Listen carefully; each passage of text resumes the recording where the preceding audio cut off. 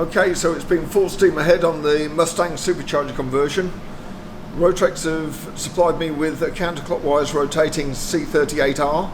C38R gives 0.84 of a kilogram per second of airflow. This is good for over 900 horsepower. So on this Mustang, we should be looking at well over 800 horsepower when the kit's complete, but it requires that the airflow from the supercharger actually gets to the engine.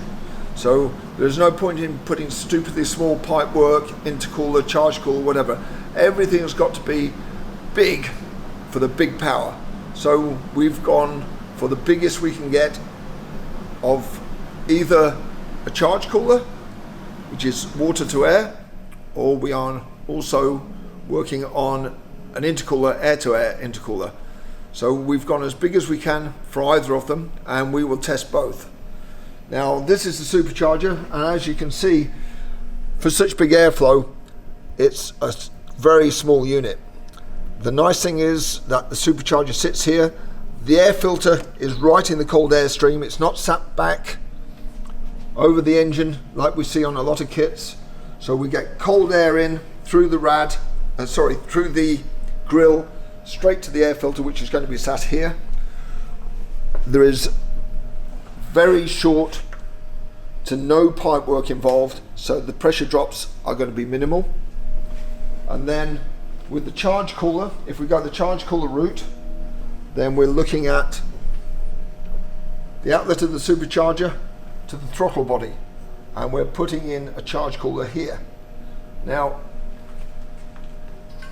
this is the PWR charge cooler, which is good for 950 brake, and we can just squeeze that in here and get the bonnet down, get the hood down if you're American.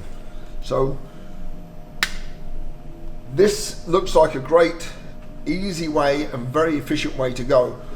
The only downside we can see at the moment is that if the MAF sensor is used in the calibrations, then the MAF sensor may not get a clear signal because of the amount of turbulence caused through the air coming through here, turning right and going down into the throttle body.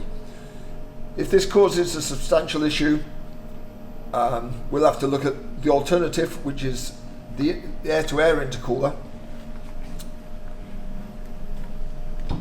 And this baby is our monster intercooler.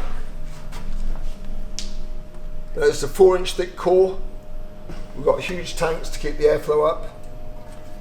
We've got a 3-inch inlet and we've got a 4-inch outlet. So we're keeping the airflow as high as possible. We're keeping the pipework lengths as short as possible. And you'll see that the intercooler core has got many short tubes going north-south, as opposed to the majority of intercoolers you see going east-west.